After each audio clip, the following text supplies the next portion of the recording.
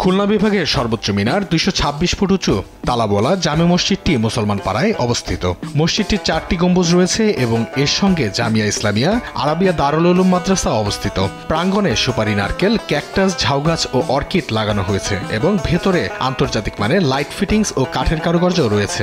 মসজিদে পশুর চামড়ায় খোদাই করা কোরআনের বাণী এবং নারকেল গাছ দিয়ে বসার ব্যবস্থা করা হয়েছে। মসজিদটি রাতে আলোকসজ্জায় আকর্ষণীয় হয়ে ওঠে।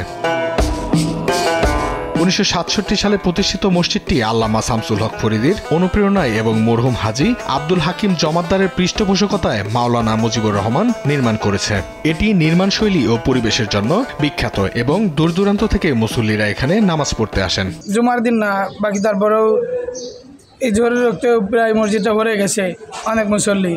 আলহামদুলিল্লাহ, এসে অনেক ভালো লাগলো আর কি। এই মাদ্রাসা যেমন সুন্দর, শিক্ষার মান ততটা উন্নত। মসজিদটা অনেক উন্নত, বিভিন্ন জায়গা থেকে পর্যটকরা এই মসজিদে ঘুরতে আসে। এখানে শুক্রবারের দিন খুলনা সহ খুলনার বাইরে থেকে অনেক মুসল্লি সমাগম হয়। রাত্রেবেলা এখানে আরও লাইটের জন্য যে লাইটিং করা হয়েছে, এর জন্য আরও অনেক সৌন্দর্য জাঁকজমক হয়ে যায়। তালাবওয়ালা মসজিদ খুলনার একটি দৃষ্টিনন্দন মসজিদ, যার মিনার, গম্বুজ ও গেট বিশেষ আকর্ষণীয়। মসজিদের ভেতরে পশুর চামড়ায় হাদিস খোদাই করা রয়েছে এবং দাঁড়িয়ে নামাজ পড়তে না পারা মুসল্লিদের জন্য নারকেল গাছের তৈরি বসার চেয়ার রয়েছে।